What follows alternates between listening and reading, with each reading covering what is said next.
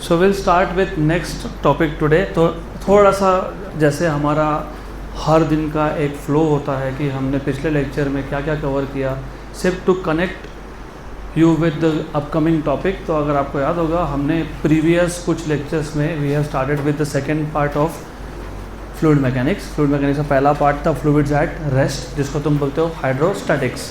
Hydrostatics में we have studied pressure measurement etcetera etcetera. फिर हम लोगों ने चालू किया था हाइड्रोडायनामिक्स, मतलब fluids in motion.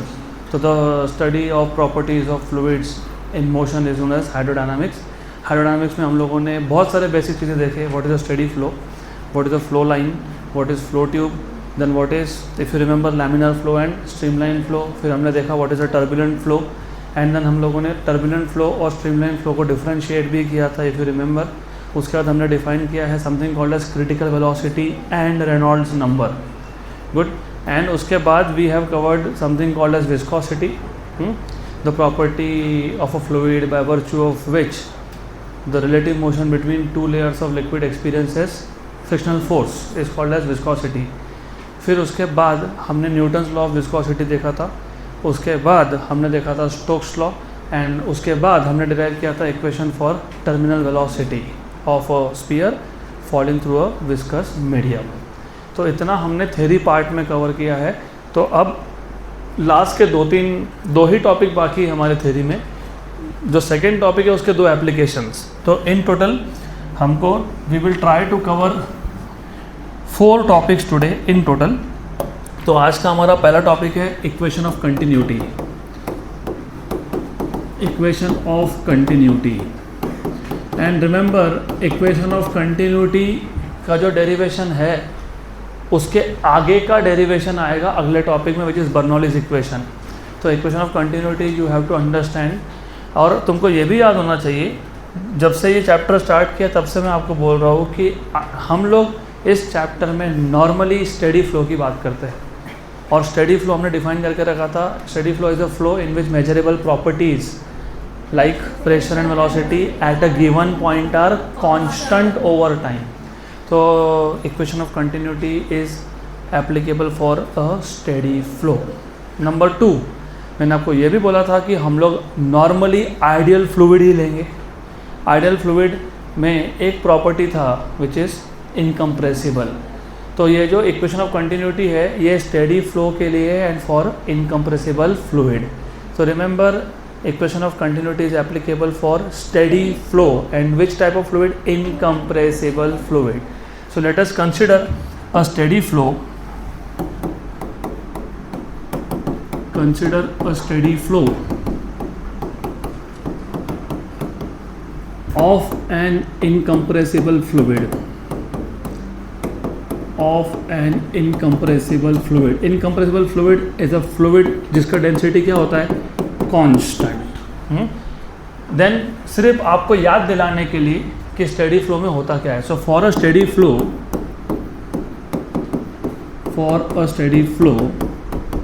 The velocity of the fluid,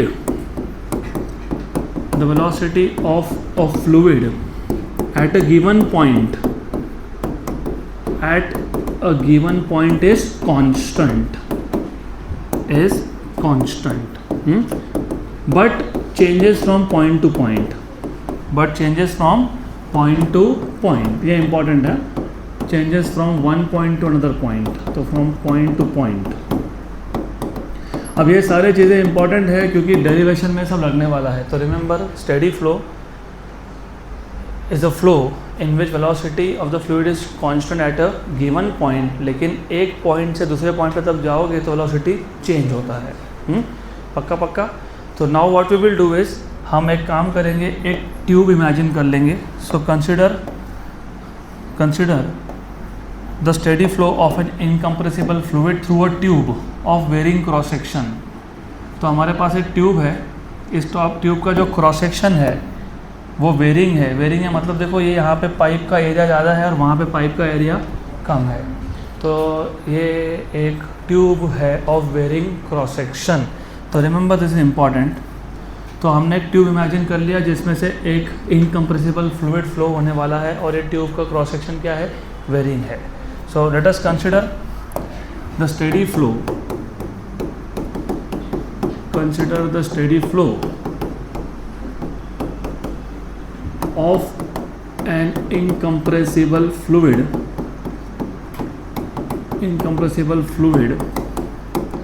through a tube of varying cross section,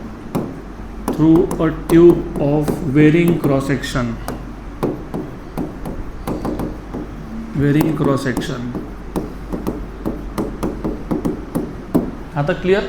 अब एक काम करेंगे, ये जो ट्यूब है ना, इसमें 2 पॉइंट इमेजिन कर लेंगे। एक पॉइंट होगा लेट अस से ए, जहाँ से फ्लूइड एंटर करेगा। एक पॉइंट होगा लेट अस से बी, जहाँ से फ्लूइड एग्जिट करेगा, मतलब लीव करेगा। तो this is from where the fluid enter and this is from where the fluid will leave. तो let A and B be the 2 points as shown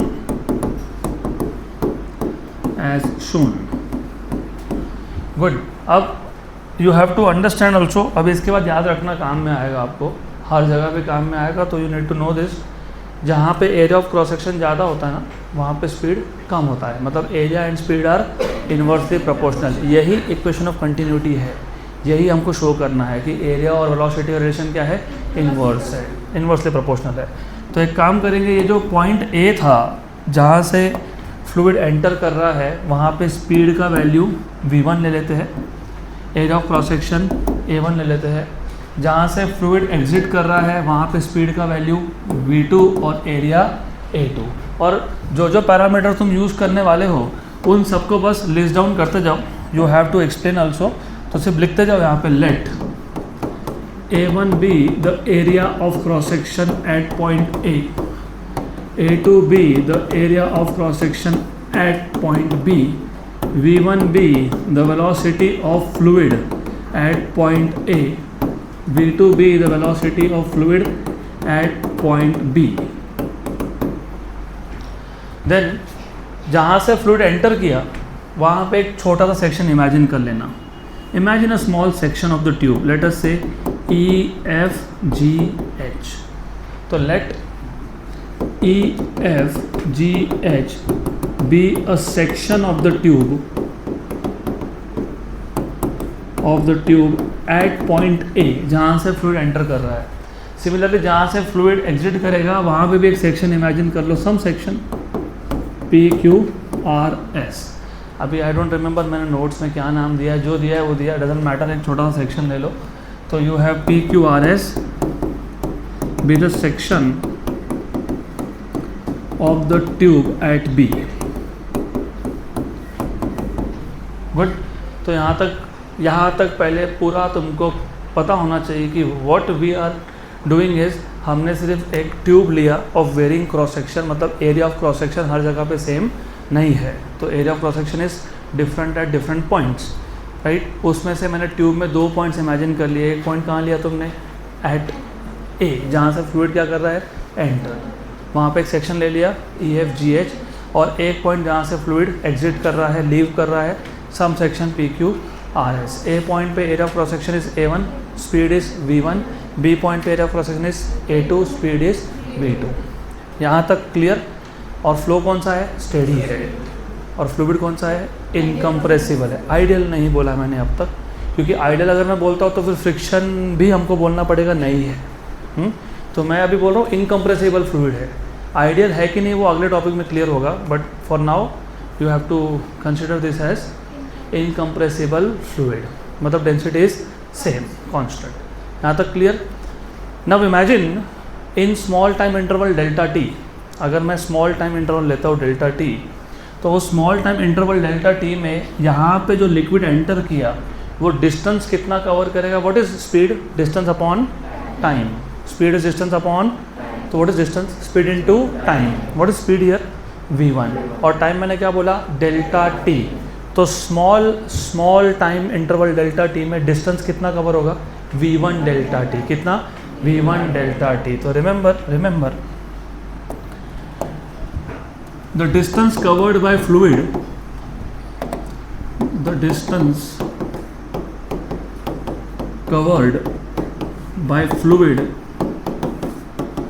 in small time interval delta t,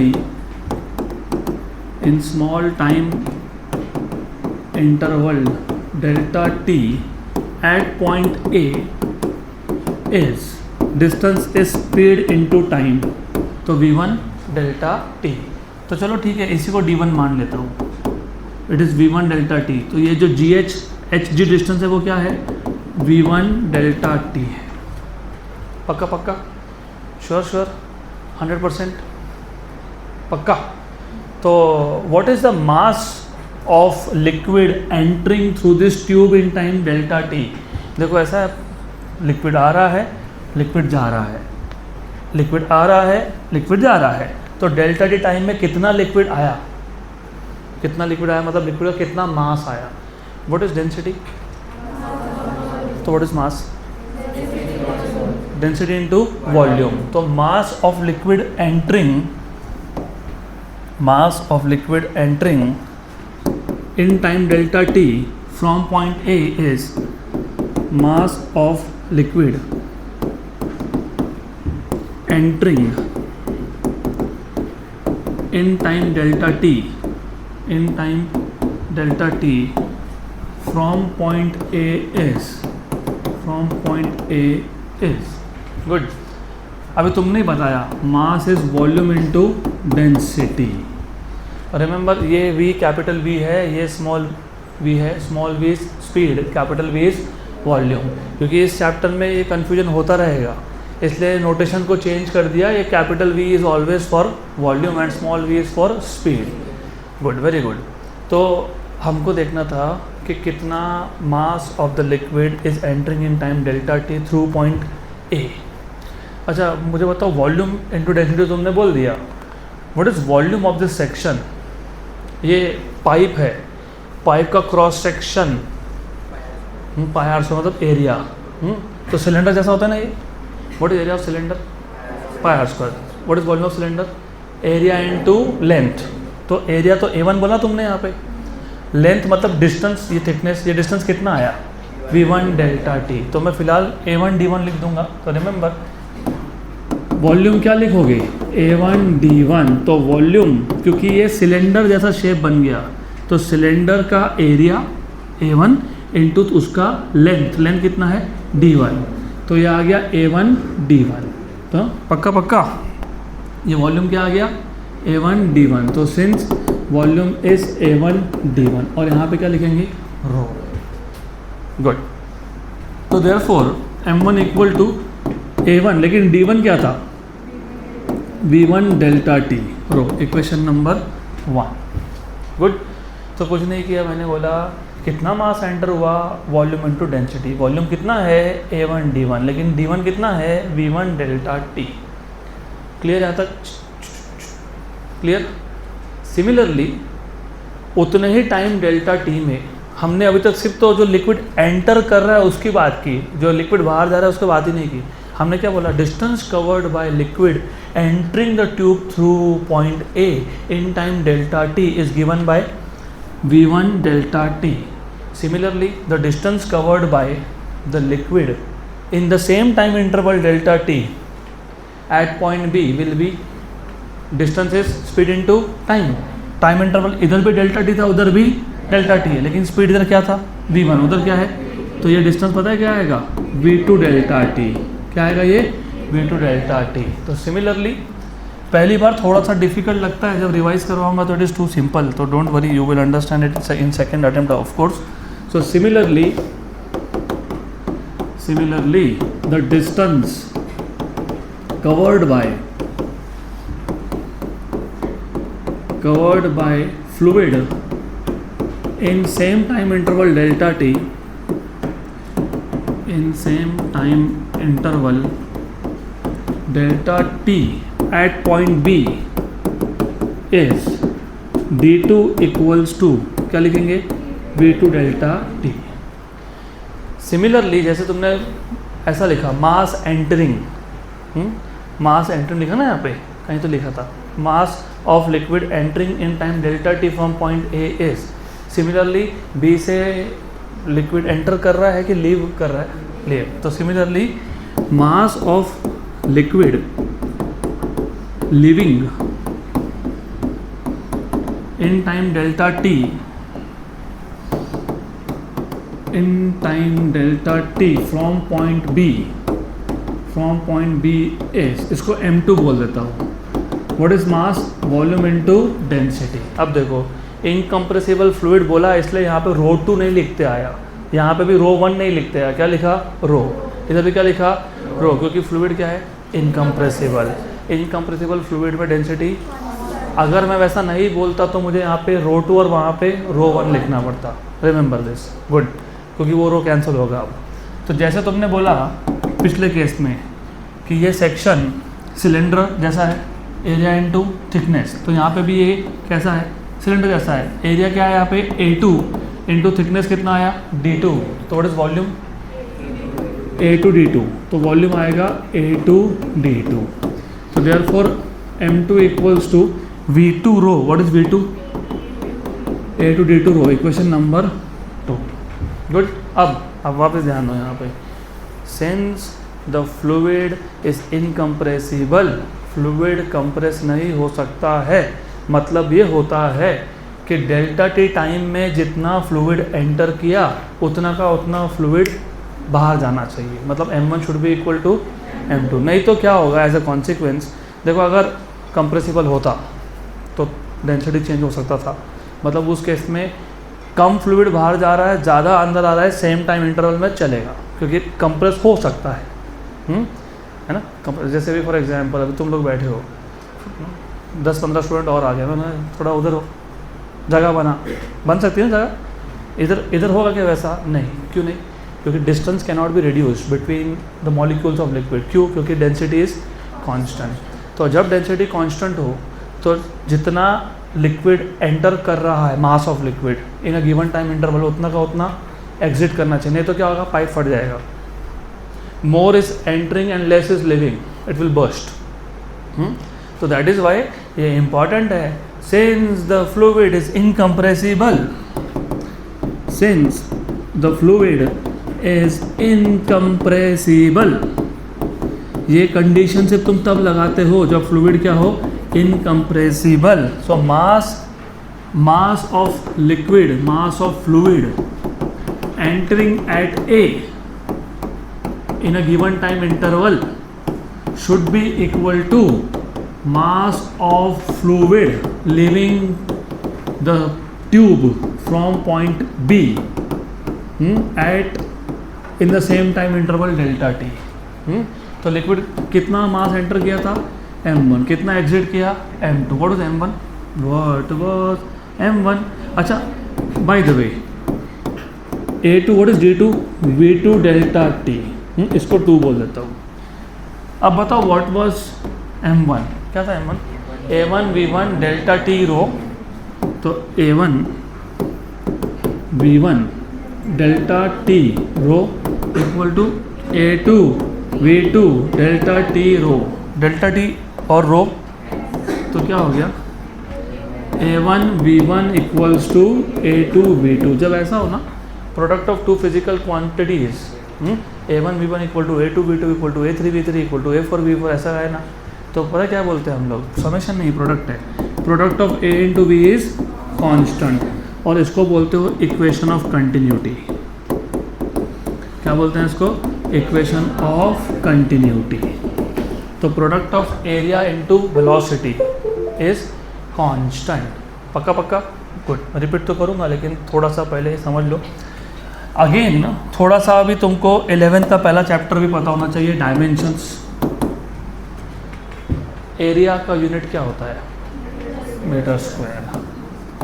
volume का क्या होता है, metre पर second. तो ये क्या बन गया, मीटर क्यूब पर सेकेंड। मतलब A इंटू बी का मतलब क्या है, मीटर क्यूब मतलब कितना वॉल्यूम अपॉन सेकेंड, मतलब एक सेकेंड में कितना वॉल्यूम एंटर या फिर एग्जिट कर रहा है। तो इसको हम लोग डिनोट करते हैं, ये V क्या था, वॉल्यूम, ये V क्या है, स्पीड। इसको हम बोलते हैं dV/dt। क्या बोलते हैं इसको, क्योंकि V मतलब वॉल्यूम, वॉल्यूम मतलब मीटर क्यूब, T मतलब टाइम, और A इंटू वी का डायमेंशंस भी क्या थे, मीटर क्यूब अपॉन मतलब volume upon time.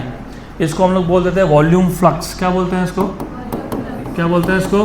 Volume flux. क्या बोलते हैं इसको? Volume flux. तो what is equation of continuity? Volume flux या फिर A into V is constant. A into V मतलब कौन है? Volume flux. वो क्या है? कांस्टेंट। क्या है वो? क्या है वो? क्या है वो? Constant. What is mass? What is density? Mass upon volume. What is मास? हाँ, तो एक काम करो, अभी वॉल्यूम फ्लक्स है ना, वॉल्यूम फ्लक्स, ये वॉल्यूम फ्लक्स को ना हम लोग एक काम करते हैं, डेंसिटी से मल्टीप्लाई कर देते हैं। बराबर? पक्का पक्का? सही है ना? और ये फ्लूइड कौन सा था? इनकम्प्रेसिबल। तो डेंसिटी क्या है? कांस्टेंट। कांस्टेंट को डेरिवेटिव के बाहर, तो अंदर भी ले जा सकते हो ना। तो तुम बाहर ले आए तो उसको अंदर भी ले जा सकते हो। What is density into volume? Mass. तो ये क्या बन गया? तो तुमने वॉल्यूम फ्लक्स को किससे मल्टीप्लाई किया? डेंसिटी से। तो क्या बन गया? dm/dt। इसको पता है क्या बोलते हैं? मास फ्लक्स। क्या बोलते हैं इसको? मास फ्लक्स का सिंपल मतलब है कि हर सेकेंड में कितना kilogram of liquid is entering और कितना kilogram of liquid is living. Volume flux में तुम इतना बताते हो कि हर सेकेंड में कितना वॉल्यूम एंटर हुआ या कितना वॉल्यूम लीव हुआ। वॉल्यूम जैसे 1 litre cold drink is volume. उस 1 लीटर कोल्ड ड्रिंक का वजन, मास, दैट इज मे बी 700 ग्राम, 800 ग्राम, जो भी होगा। तो हम लोग दो अलग अलग तरीके से बात करते हैं, कितना वॉल्यूम एंटर कर रहा है या लीव कर रहा है, या फिर कितना mass. Remember 1 litre is not 1 kg, litre is volume L⁻³ and mass is mass M⁻⁻1। दोनों फिजिकल क्वांटिटी अलग अलग है। तो ये था everything about equation of continuity. अभी मैं रिपीट कर देता हूँ, और रिपीट करते वक्त मैं सिर्फ इम्पॉर्टेंट पॉइंट्स बताऊँगा along with the meaning of each of this parameter. Which type of fluid are we taking into account? Incompressible, मतलब डेंसिटी इज कांस्टेंट। और हम लोग कौन से टाइप के फ्लो की बात कर रहे हैं? Steady flow. और जो ट्यूब था वो कैसा था? कैसा था? वेरिंग क्रॉस सेक्शन, मतलब उसका क्रॉस सेक्शनल एरिया हर जगह पे सेम है क्या? नहीं। तो हमारे पास एक ट्यूब है, इस ट्यूब में से एक इनकम्प्रेसिबल फ्लूइड फ्लो हो रहा है और वो फ्लो स्टेडी है, और ये जो ट्यूब है इसका जो क्रॉस सेक्शनल एरिया है वो वेरिंग है, ऐसा है। गुड। और अभी इसके बाद का जो टॉपिक है ना, बर्नौलीज इक्वेशन, वो इसके आगे का कंटिन्यूएशन है, और वो रियल लाइफ प्रैक्टिकल हर दिन हम लोग यूज़ करते हैं, हर दिन, एवरी डे। हर दिन आपके घर में म्यूनसिपल कॉर्पोरेशन का पानी आता होगा, तो मोटर का बटन चालू करते होंगे, फिर वो पानी नीचे से ऊपर तुम्हारे घर के टैंक में भरे जाता होगा। बस उसी को हमको इक्वेशन के फॉर्म में रिप्रेजेंट करना है। डन। किसके फॉर्म में रिप्रेजेंट करना है? नहीं, किसके फॉर्म में? इक्वेशन। तो अभी सुनो, क्योंकि तुम्हारे पास बहुत सारे क्वेश्चन आने वाले हैं। तो हमने इस ट्यूब में 2 पॉइंट इमेजिन कर लिए। एक था A पॉइंट जहाँ से फ्लूइड एंटर करेगा, एक था B पॉइंट जहाँ से एग्जिट करेगा या लीव करेगा। तो ये जो एरिया ऑफ क्रॉस सेक्शन है यहाँ पे वो A1 है, और इधर area of cross section A2 है। यहाँ से जो लिक्विड बाहर जा रहा है उसका स्पीड V2 है, इधर स्पीड V1 है। पक्का पक्का? गुड। देन मैंने यहाँ पे एक छोटा सा सेक्शन ले लिया, सेक्शन को कुछ नाम दे देता हूँ, E, F, G and H, और यहाँ पे भी एक सेक्शन इमेजिन कर लिया, some name P, Q, R, S. Good. In small time interval delta t, the distance covered by the fluid at point A, वो डिस्टेंस आया तुम्हारा v1 इंटू डेल्टा टी, क्योंकि डिस्टेंस स्पीड इंटू टाइम। तो ये distance आ गया आपका d1, which is v1 delta T. पक्का पक्का? गुड। तो इन small time interval delta t, how much is the distance covered by the fluid which is entering at A? V1 delta t. How much is the mass of the liquid entering at A? Mass is volume into density. Volume, यहाँ पे जब तुम volume बोलते हो तो ये pipe का cross sectional area से उस सेक्शन, क्योंकि तुम टाइम इंटरवल कितना ले रहे हो? डेल्टा टी, तो डेल्टा टी टाइम में इतना ही डिस्टेंस कवर हुआ ना, तो वॉल्यूम निकालने के लिए इस एरिया को इस डिस्टेंस से क्या करेंगे, मल्टीप्लाई। ये पूरा लेंगे। पूरा कब लेंगे, जब तुम पूरे ट्यूब की बात कर रहे हो तब। अब तुम क्या बोल रहे हो, डेल्टा टी टाइम में कितना मास एंटर हुआ, तो वॉल्यूम क्या बन जाएगा, A1 D1 रो, लेकिन D1 क्या था, V1 delta T. Good, this is the mass of fluid entering in time delta T through point A, बराबर। अभी एग्जिट पे ध्यान देते हैं। तो जो फ्लूइड एग्जिट कर रहा है उसने डेल्टा टी टाइम में कितना डिस्टेंस कवर किया, V2 डेल्टा टी, राइट।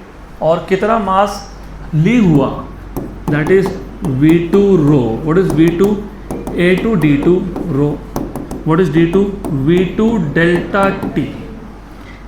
अब क्योंकि ये जो फ्लूइड है वो इनकम्प्रेसिबल है, मतलब डेंसिटी चेंज होने वाला है नहीं, तो जितना मास डेल्टा टी टाइम में एंटर हो रहा है उतना एग्जिट होना ही चाहिए, otherwise the tube will basically burst.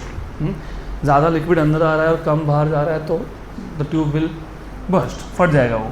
तो you will have A1 V1 delta t rho equals to A2 V2 delta t रो।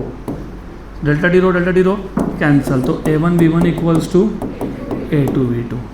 इसका मतलब product of A into V is constant. और ये ही होता है dV बाई dt, और ये होता है तुम्हारा वॉल्यूम फ्लक्स। और इक्वेशन ऑफ कंटिन्यूटी जिसको तुम बोल रहे हो वो है A इंटू वी कॉन्स्टेंट। तो A into V equals to constant, इसको बोलते हो इक्वेशन ऑफ कंटिन्यूटी। गुड, पक्का। और ये वॉल्यूम फ्लक्स को अगर मैं, और ये बहुत काम की चीज़ है, तुमको आगे काम में आएगी। रेनॉल्ड्स नंबर याद है क्या, रेनॉल्ड्स नंबर भूल गए। The type of flow, whether streamline or turbulent, is differentiated based on the value of velocity. The velocity beyond which streamline flow becomes turbulent is called as critical velocity, and the formula for critical velocity Vc was equal to Rn eta upon rho d, where Rn is Reynolds number। तो Reynolds number भी हमको flow का type ही बताता है। अगर Reynolds number की value 1000 से कम हुई तो फ्लो इज स्ट्रीमलाइन। 1000 to 2000 के बीच में the flow is changing from streamline to turbulent, and greater than 2000 turbulent. तो तुमको ये इक्वेशन रेनॉल्ड्स नंबर का एक अल्टरनेट फॉर्मूला बनाने में काम में आएगा, और वो मैं CET में क्वेश्चन इंक्लूड करने वाला हूँ। तो रिमेंबर, रेनॉल्ड्स नंबर का एक अल्टरनेट फॉर्मूला बनेगा। सब कुछ तुमको थ्योरी में नहीं दे सकते, देना भी नहीं चाहिए, तो खुद का दिमाग कब यूज़ करेंगे हम लोग। हाउ डू वी अंडरस्टैंड कि अगर रेनॉल्ड्स नंबर फाइंड करना है, चलो वो तो हमको इतना तो अभी याद होना चाहिए। इतना तो तुमको पता होना ही चाहिए अब, ऐसा। Good, but remember, if I tell you the type of liquid, for example water, density is 1000। If I tell you the diameter of tube, for example 1.25 centimeter, if I tell you the coefficient of viscosity of water which is 10⁻³ Pascal second, लेकिन मैंने critical velocity दिया नहीं तुमको, तो you have to know, understand कि ये नहीं दिया है, इसकी जगह पे कोई और पैरामीटर दिया है। तो हमको Vc कैसे फाइंड करना है वो तुमको यहाँ से समझेगा। What is V? स्पीड क्या आएगा, 1/a dV/dt। तो बस V की जगह क्या लिखोगे, 1/a dV/dt। तो वो याद रखना, अब काम में आएगा। तो होपफुली यहाँ तक क्लियर है। अब अगर मैं वॉल्यूम फ्लक्स को डेंसिटी से मल्टीप्लाई कर देता हूँ तो वो बन जाता है मास फ्लक्स। उसको क्या लिखते हैं, dm/dt। तो it is mass flux. Clear यहाँ तक, पक्का। गुड। और डायमेंशनली ये a इंटू वी या फिर dV/dt ये है मीटर क्यूब पर सेकेंड। मीटर क्यूब मतलब L⁻³ पर सेकेंड, तो T⁻⁻1, तो L3T-1। क्लियर यहाँ तक, पक्का।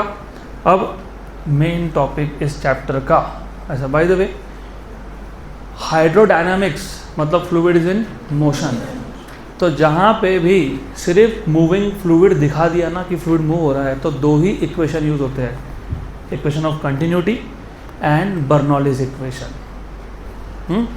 तो ये दो ही इक्वेशन है जो हाइड्रोडायनामिक्स के 90% से ज़्यादा क्वेश्चन को सॉल्व करने के लिए लगने वाले हैं। दो ही इक्वेशन है, इसलिए ज़्यादा याद रखने का काम ही नहीं है, लेकिन फिर भी याद तो रखना पड़ेगा।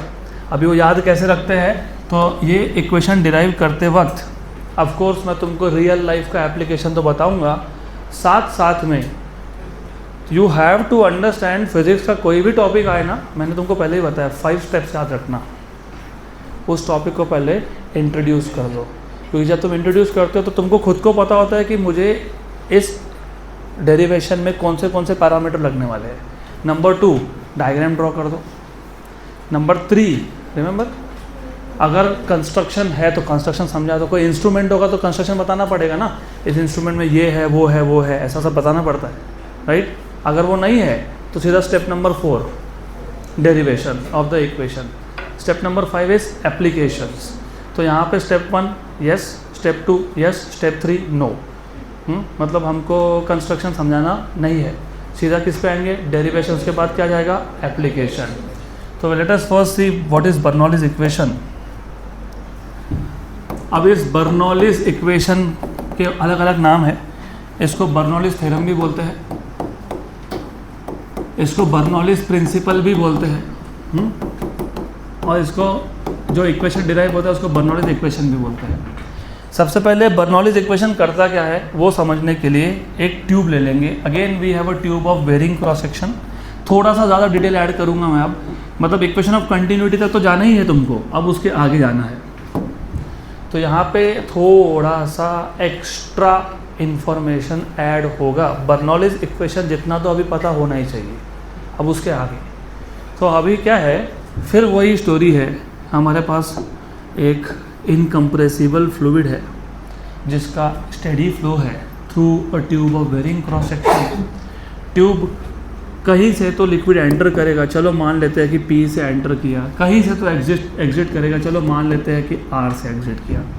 तो यहाँ पे एक सेक्शन ले लिया मैंने PQ, इधर ले लिया RS। कोई फ़र्क नहीं पड़ता तुम नाम क्या रख रहे हो, A पॉइंट बोल दो, B पॉइंट बोल दो, EFGH सेक्शन बोल दो, यहाँ पे जो नाम देना है वो दे दो, PQ RS does not really matter. What matters is that you should know basic things. यहाँ पे area of cross section is something A1, यहाँ पे area of cross section is A2। यहाँ पे अभी तुमने देखा AB इक्वल टू कॉन्स्टेंट, मतलब एरिया और स्पीड का रिलेशन क्या है, इन्वर्स।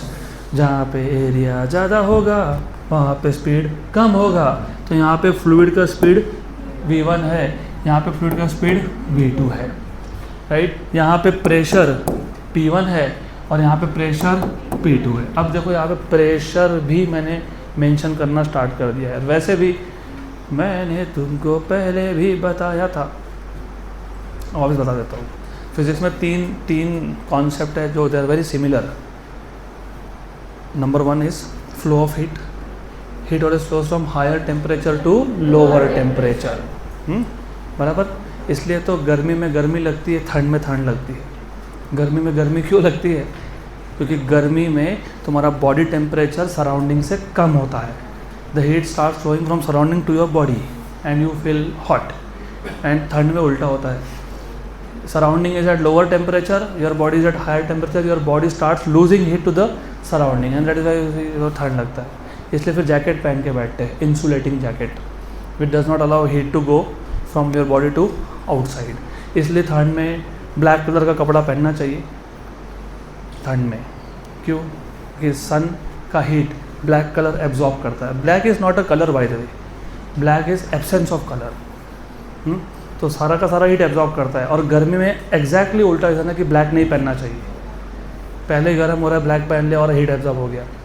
तो anyways heat flows from higher temperature to, similarly wind flows from higher pressure to, मतलब any fluid flows from higher pressure to lower pressure. मैं उस पर वापस आता हूँ। Current flows from higher potential to lower potential, वो वापस देखेंगे इलेक्ट्रोस्टैटिक्स के बाद करंट इलेक्ट्रिसिटी। अब तुम बोल रहे हो कि यहाँ से फ्लूइड फ्लो हो रहा है, कहाँ से कहाँ फ्लो हो रहा है, नीचे से ऊपर, तो प्रेशर हायर कहाँ पे होगा, और लोअर कहाँ पे होगा, ऊपर। तो ये अभी लॉजिकल है कि प्रेशर सेम नहीं है। अगर प्रेशर सेम हो तो फ्लूइड फ्लो होने ही नहीं वाला। और उसका भी रियल लाइफ एग्जांपल हमने 3 दिन 4 दिन पहले ही एक्सपीरियंस किया। एक दिन वो इलेक्ट्रिसिटी नहीं था, तो A C were not working. I was saying most of you गर्मी हो रहा है। क्यों गर्मी हो रहा है? Because the wind was not flowing, A C was also turned off. जैसे तुमने क्रॉस वेंटिलेशन किया, वहाँ का एक विंडो यहाँ का एक विंडो खोला, तो पता है क्या हुआ? Pressure difference. वहाँ उस साइड प्रेशर कम है, इस साइड प्रेशर ज़्यादा है, तो विंड ऐसा फ्लो होता है। तो विंड फ्लो होने के लिए, मतलब फ्लूइड फ्लो होने के लिए क्या चाहिए? Pressure difference. इस पर से फ्लूइड फ्लो हो रहा है क्या? हाँ, तो प्रेशर डिफरेंस है क्या? ऑफ कोर्स है। एक एक वर्ड याद रखो, क्योंकि बर्नौलीज इक्वेशन में प्रेशर भी हमको देखना है। ये है रेफरेंस लेवल। अब इसको तुम रेफरेंस लेवल मान लो या इसको तुम ग्राउंड लेवल बोल दो। रेफरेंस लेवल या ग्राउंड लेवल सिर्फ होता है डिस्टेंसेस मेजर करने के लिए। तुम डिस्टेंस कहीं से तो मेजर करोगे। For example if I ask you, मैंने पहले भी पूछा था, what is the distance of your house? गलत क्वेश्चन है। What is the distance of your house from let us से दिस क्लास? फिर आप बोल सकते हो कि हाँ 3 kilometre, 2 kilometre, 4 kilometre, right. Same building में रहते तो 0 किलोमीटर, राइट। तो हाइट भी कहीं से मेजर करोगे ना। What is the height of this floor? Again गलत क्वेश्चन है। कहाँ से? ग्राउंड से कि फर्स्ट फ्लोर से? तो इफ़ आई से ग्राउंड से, सम हाइट, गुड। तो ये मैंने रेफरेंस लेवल ले लिया जहाँ से मैं कुछ हाइट मेजर करूँगा।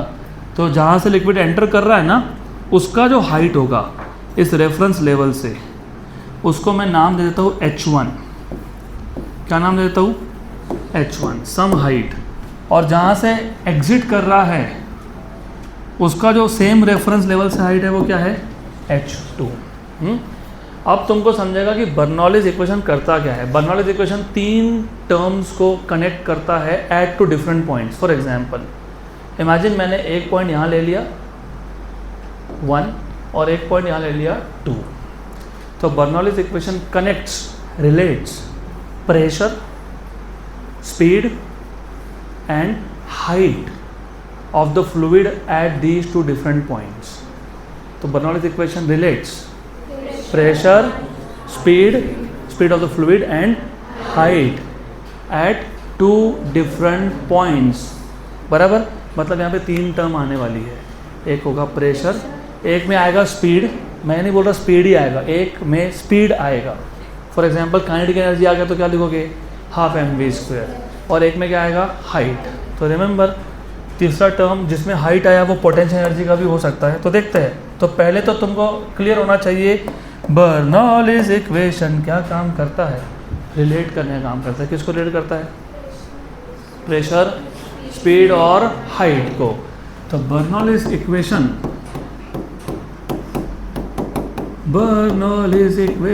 Relates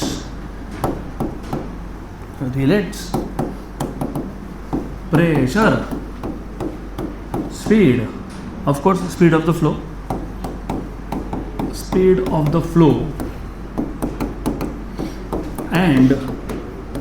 and height at 2 different points.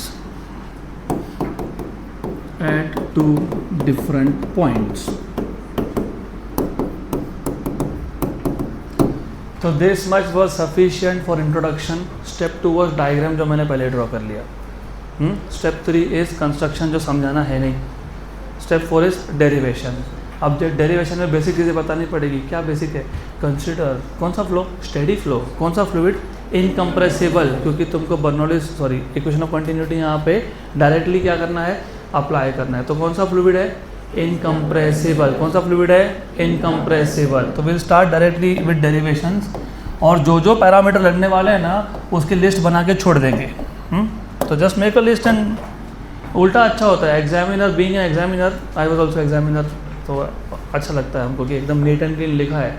हमको ऐसा माइक्रोस्कोप लेके बैठना नहीं पड़ता। देखो देखो इक्वेशन लिखा है कि नहीं। We make it very systematic, ज़्यादा मार्क्स मिलते हैं। कम लिखो लेकिन ढंग से लिखो, यू गेट गुड मार्क्स। और तुमने कुछ तो सिर्फ पेपर भरने के लिए भर दिए तो गए। कौन सा फ्लूइड है? इनकम्प्रेसिबल कौन सा फ्लो है? यस, कौन सा फ्लो है? Steady flow. कौन सा फ्लो है? Steady flow. So consider the steady flow of किसका स्टेडी फ्लो? Incompressible fluid. ये फ्लूइड किसी तो एक ट्यूब से जा रहा होगा, थ्रू अ ट्यूब, और ये ट्यूब का क्रॉस सेक्शन क्या है? वेरिंग है, तो through a tube of varying cross section. उसके बाद बस बोल देना लेट, कोई 2 पॉइंट बता दो इनको, P पॉइंट और R point. P and R be the 2 points as shown. 2 points as shown. हमने डायग्राम में ऑलरेडी ये लिख के रखा हुआ है, तो ठीक है, गुड। अब एक एक करके सारे पैरामीटर लिस्ट डाउन कर दो। लेट बता दो एग्जामिनर को कि A1 क्या है, A2 क्या है, V1 क्या है, V2 क्या है, P1 क्या है, P2 क्या है, D1 क्या है, D2 क्या है, M1 क्या है और M2 भी क्या है, एक एक करके बता दो। और H1 H2 रह गया ना, वो भी तो बताना पड़ेगा, उसको बुरा लग जाएगा। मेरे को भूल गए, मत भूलो। What is A1? Area of cross section at point P। Area at P। What is A2? Area at R। अगर ये PR नहीं याद होना तो इधर पॉइंट नंबर 1 बोल देना, इधर पॉइंट नंबर 2 बोल के ख़त्म कर देना। Area at point 1, area at point 2, etcetera etcetera. Good. What is V1? Speed मतलब velocity at P। What is V2? Speed at R। What is P1? Pressure at P। और यहाँ पे pressure at R। What is D1? D1 is the distance covered। अजीबात चालना नहीं। समझा गया? Very good, good. तो I expect that all of you understand what I am saying. तो व्हाट इज D1? सेम चीज, in time delta t how much is distance covered? D1 equal to V1 delta t। तो बस यहाँ पे वो लिख दो ना, D1 equals to V1 delta t, that is the distance travelled in time delta t। Distance covered कितने time में? डेल्टा t टाइम में। कहाँ पे कहाँ से एंटर किया? P से। Distance covered in time delta t at point P। Good. Point 1 point P चलता है, कोई प्रॉब्लम नहीं है, no issues. Then what is D2? V2 delta t, ये क्या था? Distance covered. कितने टाइम में? उतने ही टाइम में, लेकिन कहाँ पे? Second point which is R। Good good, पक्का। अब M1 क्या था? Mass of the liquid entering at P। और अगर तुमको याद होगा, तुमने ही बोला था, अभी तुमने ही लिखा था A1 D1 डेल्टा t। मैं नहीं बोल रहा, I am not saying anything, तुमने ही बताया। देखो बताया क्या? डेल्टा t नहीं, सॉरी, A1 D1 रो। A1 D1 रो, तो A1 D1 रो, A1 D1 रो। गुड। इसको मैं बाद में लिखता हूँ, पहले H1 H2 लिख देता हूँ। What is H1? Height of point P with respect to reference level, और this is height of point R with respect to reference level. अभी M1 is mass entering of course at point P, और M2 क्या है? जल्दी बताओ। A2 D2 रो, ये क्या था? mass living। कहाँ से living? at R। यहाँ तक क्लियर? अब अभी इक्वेशन ऑफ कंटिन्यूटी में तुमने क्या बोला? Mass entering equal to mass leaving, तो इन दोनों को इक्वेट कर दो। तो यू से दैट क्योंकि फ्लूइड इनकम्प्रेसिबल है, तो जितना डेल्टा टाइम में मास एंटर हुआ उतना का उतना लीव हो गया। तो M1 equals to what is M1? A1 D1 rho equal to A2 D2 rho और rho A1 D1 equal to A2 D2। अभी थोड़ा सा वापस से chapter number 1 dimensional analysis. What is A metre square area, what is D distance, what is metre square into metre, metre cube मतलब क्या, volume. तो ये डायमेंशनली क्या है वो तो पहले से पता था ना, तुमने तो बोला volume of cylinder is A1 D1, तो ये क्या है वॉल्यूम। इसका मतलब जितना वॉल्यूम ऑफ लिक्विड, जितना मास ऑफ लिक्विड एंटर किया उतना का उतना मास ऑफ लिक्विड लीव किया। मतलब क्या, जितना वॉल्यूम ऑफ लिक्विड एंटर किया उतना का उतना लीव किया। लेकिन टाइम क्या ज़्यादा, टाइम डेल्टा मतलब क्या, स्मॉल। तो वॉल्यूम भी जो एंटर या लीव कर रहा है वो भी क्या होगा, स्मॉल। बराबर, यहाँ तक क्लियर, पक्का पक्का। अब उठो वहाँ से, यस यू। एंड हर दिन मुझे क्यों बताना पड़ता है, फिर तुम हर दिन बात करोगे, फिर मैं हर दिन बोलूँगा, फिर तुमको लगता है कि मेरे को टारगेट किया जाता है। मैं किसी को टारगेट नहीं करता। प्लीज़ उठो, thank you so much. And I must say that you are on the right track of a lot of improvements. Do not divert your Very good. So keep your flow a very steady, streamlined flow. Focus in a particular direction. Do not become turbulent. Someday you are focused, someday you are not focused. तो मत करो, physics है ये। It's वापस बोल रहा हूँ, लोगों को मजाक लगता है। फिजिक्स ये सबसे सिंपल सब्जेक्ट है। हंसे ना तुम, रखा था मैंने। प्रॉब्लम है your level of concentration, that is the major issue. क्या है, क्या हम हर दिन अपने घर में ऊपर, अभी आएगा वो, उसी पे जा रहा था मैं। अब हर दिन हमारे घर में पानी आता है कॉरपोरेशन का, हम मस्त मटन चालू करते हैं मोटर का, फिर हाँ उभर गई टाकी। तो यू इवन थिंक कि क्या हो रहा है, water is flowing from some lower height to some higher height, fluid is flowing from some lower height to some higher height. अभी आएंगे उस पर, आते हैं उस पर, उसी पे अभी हमको जाना है।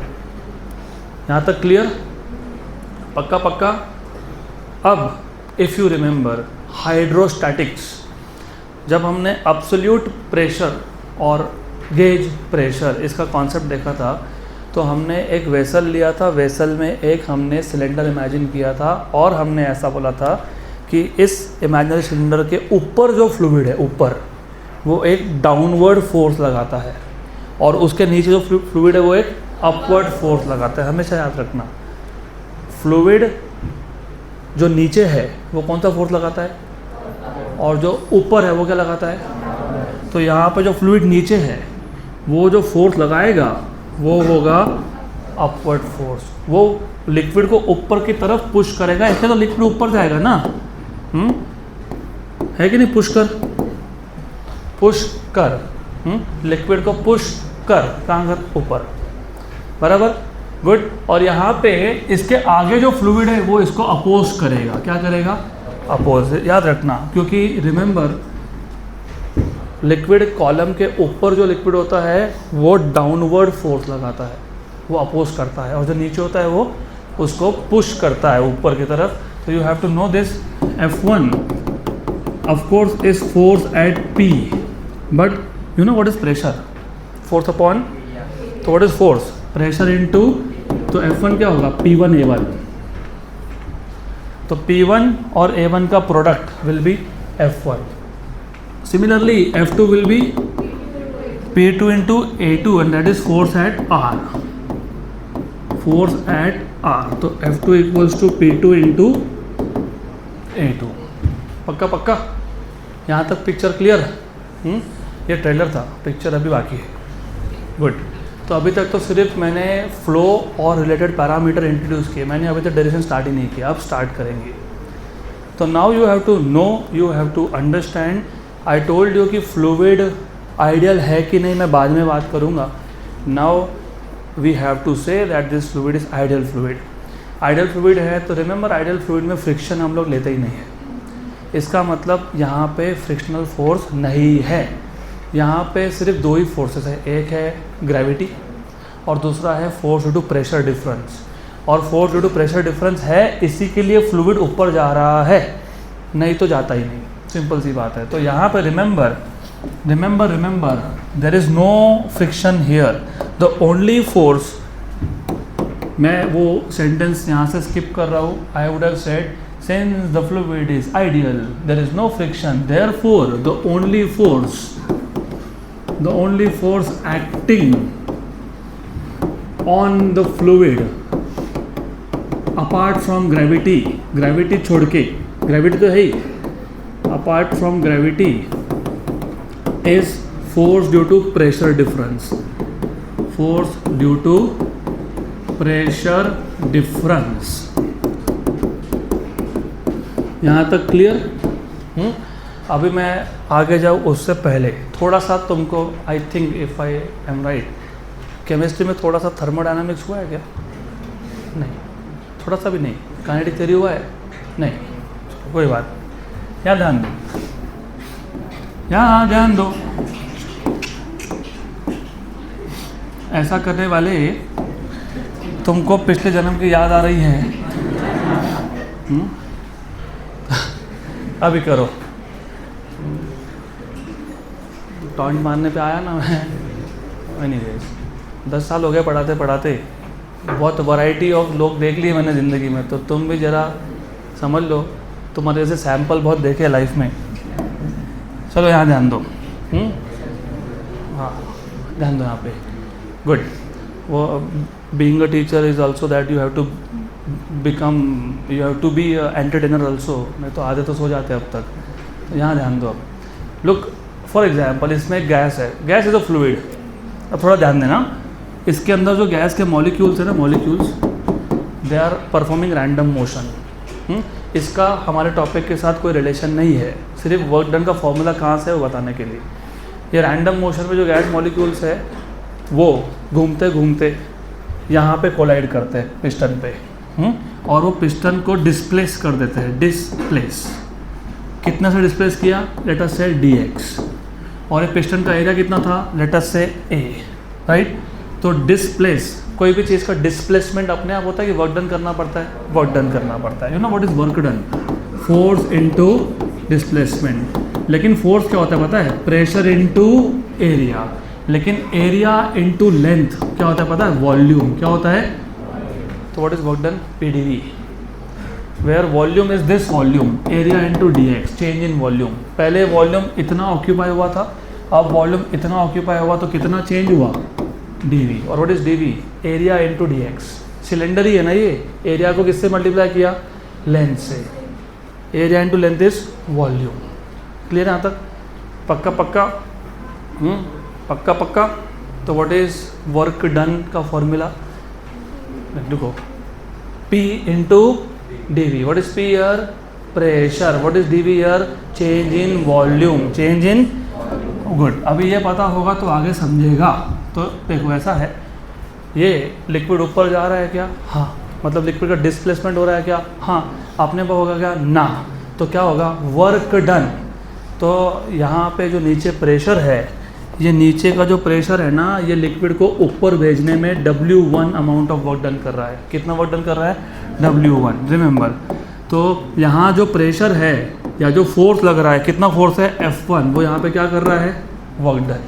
तो पुश द लिक्विड अप। और यहाँ पे जो लिक्विड है वो उसको अपोज कर रहा है, क्योंकि देखो यहाँ पे फोर्स अपोजिंग है, यहाँ पे फोर्स पुश कर रहा है, यहाँ पे अपोज करता है। मैंने पहले ही बोल दिया था, लिक्विड के नीचे जो लिक्विड हो वो ऊपर प्रेशर लगाता है, मतलब ऊपर फोर्स लगाता है, और लिक्विड के ऊपर जो लिक्विड वो नीचे लगाता है। तो ये वर्क डन नेगेटिव आएगा, क्योंकि ये वर्क डन नेगेटिव क्यों आया? क्योंकि ये फोर्स क्या हो रहा है? अपोज कर रहा है। पक्का? श्योर? 100%? मतलब वर्क तो हो ही रहा है, यहाँ से वर्क हो रहा है, वहाँ से भी वर्क हो रहा है। यहाँ से वर्क लिक्विड को ऊपर पुश करने में हो रहा है, और यहाँ पे उसको रोकने में हो रहा है। तो what is net work done? W1 minus W2। Remember, so net work done in pushing the liquid up from P to R is given by. So अच्छा, बाय द वे, ये वर्क किया किसने? फोर्स ने। Force आया कहाँ से? ये force कहाँ से है पता है? प्रेशर डिफरेंस से। दिस इज इंपॉर्टेंट क्योंकि ग्रेविटी को छोड़ के और कोई फोर्स था ही नहीं। So this force due to pressure difference, this force due to pressure difference does work in pushing the liquid up। तुम इतना डिटेल मत लिखो, छोड़ो, बस does work बोल दिया सफिशेंट हो गया। तो therefore W equal to W1 minus W2। सिर्फ ये माइनस क्यों आया वो मैंने आपको बता दिया, तो उतना पता होना चाहिए था। व्हाट इज वर्क डन अभी बताया था, PdV क्या बताया था मैंने, तो P1 dV1, लेकिन dV1 और dV2 तो सेम है ना, ये देखो सेम है कि नहीं। हाँ, तो माइनस क्या लिखेंगे, P2 dV। तो वर्क डन कितना हो गया, P1 माइनस P2 dV। पक्का, गुड, श्योर। इक्वेशन नंबर 1 या वॉट एवर नंबर अभी तक दिया नहीं, चलो नंबर 1।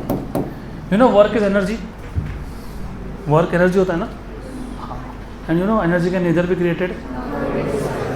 तो सवाल ये है कि ये जो वर्क हुआ, प्रेशर डिफरेंस ने जो वर्क किया वो गया कहाँ, गया कहाँ। यू नो यू सी इधर स्पीड कम था, क्यों कम था, क्योंकि एरिया ऑफ क्रॉस सेक्शन ज़्यादा था। यहाँ पे स्पीड ज़्यादा है, क्यों ज़्यादा है, मतलब यहाँ से यहाँ आने में स्पीड बढ़ा, क्या बढ़ा, स्पीड बढ़ा, मतलब काइनेटिक एनर्जी बढ़ा, अपने आप बढ़ा नहीं। तो जो वर्क हुआ लिक्विड पे, उसका एक पार्ट यूज़ हो गया टू इंक्रीज काइनेटिक एनर्जी, क्योंकि स्पीड चेंज हो गया, अपने आप चेंज नहीं होता, स्पीड चेंज हुआ मतलब काइनेटिक एनर्जी चेंज हुआ। तो काइनेटिक एनर्जी चेंज हुआ तो कहीं से तो एनर्जी मिला ना, कहाँ से मिला, वर्क डन से। दूसरा, हाइट चेंज हो गया, हाइट चेंज हुआ तो पोटेंशियल एनर्जी चेंज हुआ। हाँ, कैसे चेंज हुआ, तो इसी वर्क का एक पार्ट यूज हो गया टू चेंज पोटेंशियल एनर्जी। तो since work is energy which can neither be created nor be destroyed, so part of this work is use to, this work done is partly या partially, this work done is partially used to increase kinetic energy and partially used to increase potential energy, used to increase potential energy, right। तो पहला change in kinetic energy find कर लेंगे, right. और ये सब का सब तुम खुद वेरीफाई कर सकते हो। कैसे, अभी कॉर्पोरेशन जो पानी आता है वो बहुत स्लो आता है, इट्स डैम स्लो, राइट। फिर हमने मोटर स्टार्ट किया, मोटर ने क्या किया पता है, प्रेशर डिफरेंस जनरेट किया, मतलब मोटर ने क्या किया, वर्क किया, किस पे वर्क किया, फ्लूइड पे।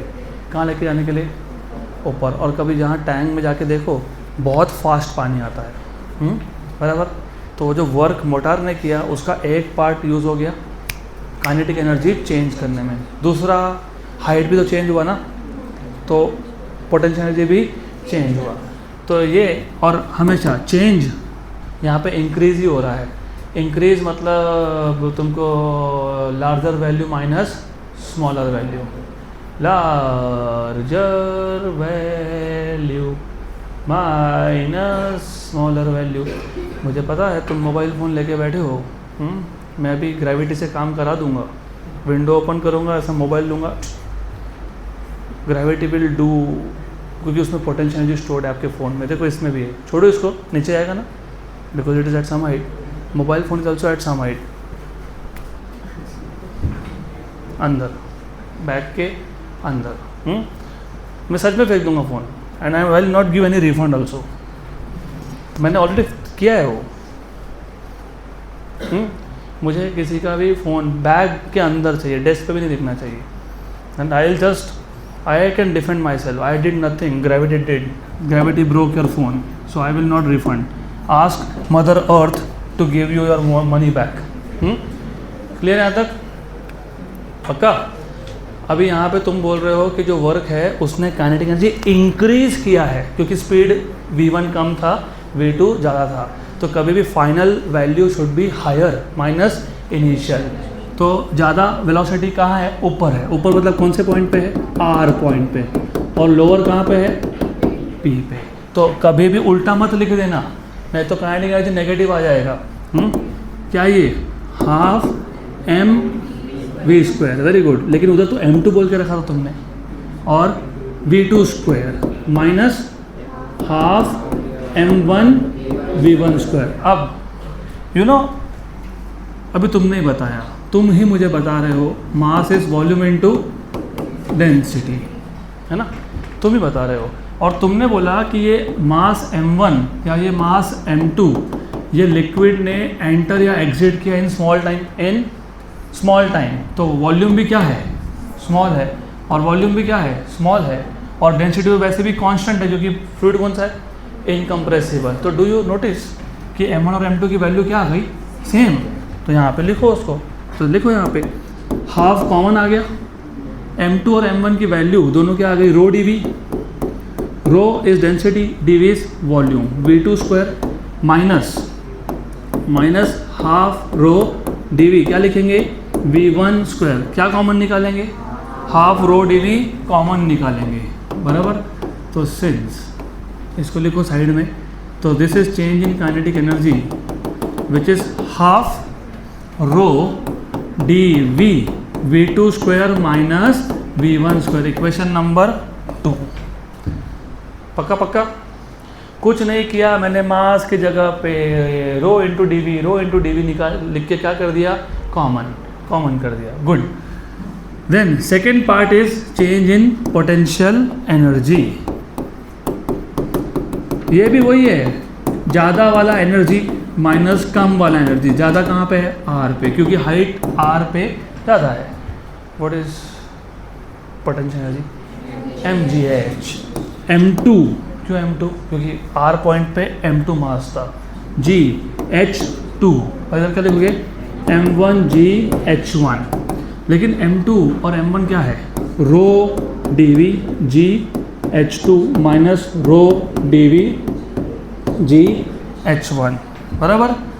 क्या कॉमन निकला, रो dv g, ये कॉमन आ गया, क्या बचा, h2 minus h1, equation number 3। ये क्या है, चेंज इन पोटेंशियल एनर्जी। लेकिन हम तो ये बोल रहे हैं कि जो भी वर्क हुआ उसका कुछ पार्ट कहाँ यूज़ हो गया, काइनेटिक एनर्जी को चेंज करने में, और कुछ पार्ट कहाँ यूज़ हो गया, पोटेंशियल एनर्जी को चेंज करने में। लेकिन वर्क हुआ कितना था, कितना हुआ था, P1 माइनस P2 dv, ये हुआ था वर्क। उसमें से काइनेटिक एनर्जी कितना चेंज हुआ, half rho dv v2 square minus v1 square, plus potential energy कितना चेंज हुआ, ये लिखा है इधर, रो dv g h2 minus h1, पक्का। तो ये dv और ये dv और ये dv क्या हो गया, कैंसल, तो P1 माइनस P2, dv गया, half rho v2 square minus half rho v1 square, ये हाफ रो वापस मल्टीप्लाई कर दिए ना, plus rho g h2 minus rho g h1। अब जो 1 वाले हैं सबको लेफ्ट साइड में, जो 2 वाले हैं सबको राइट साइड में, तो P1 plus half rho v1 square plus rho g h1 equals to P2 plus half rho v2 square plus rho g h2। ये बर्नौलीज इक्वेशन का पहला फॉर्म है, this is first form of Bernoulli's equation. अभी मैंने बताया था P1 plus half rho v1 square plus rho g h1 equal to P2 plus half rho v2 square plus rho g h2 equal to P3 plus half row v3 square plus rho g h3 equal to P4 plus half rho v4 square plus rho g h4। ऐसा जब आता रहे तो पता है क्या लिखते हैं, P plus half rho v square plus rho g h equals to constant. देखो सिर्फ 1 लिखूंगा तो P1 plus half rho v1 square plus rho g H1 equal to P2 plus half rho V2 square plus rho g H2। तो ये आ गया Bernoulli's equation का दूसरा form. पक्का क्या यहाँ तक? पक्का पक्का। तो ये जो इक्वेशन है फोर्थ और जो इक्वेशन है fifth, these are two forms of Bernoulli's equation. तो equation 4 and 5 are known as Bernoulli's equation. Okay, just a minute. अब you know what is kinetic energy का जनरल फॉर्मूला? जल्दी बताओ। Half m v square. What is this v? Speed. अगर मैं इसको volume से divide कर दूँ, किससे डिवाइड कर दूँ? दोनों साइड को। किससे डिवाइड किया? What is mass upon volume? तो ये पता है क्या आएगा? Half rho. तो डू यू सी क्या है ये? हाफ रो वी स्क्वायर मतलब क्या है ये? Kinetic energy per unit volume है। क्या है ये? Kinetic energy per unit volume. Similarly what is potential energy? mgh। अगर मैं इसको भी वॉल्यूम से डिवाइड कर दूँ, what is mass upon volume? Density. तो रो जी एच। तो दिख रहा है तुमको ये क्या है? Rho g h. तो अल्टरनेट स्टेटमेंट या फिर अभी स्टेटमेंट बनाएंगे बर्नौलीज इक्वेशन का। It states that sum of, क्योंकि सम है ना, एडिशन है, क्या है? Sum of pressure, kinetic energy per unit volume and potential energy per unit volume is constant for steady flow of an ideal fluid. Sum of pressure, kinetic energy per unit volume and potential energy per unit volume is a constant. पक्का पक्का। तो next lecture में ये repeat कर दूंगा, फिर application देखेंगे।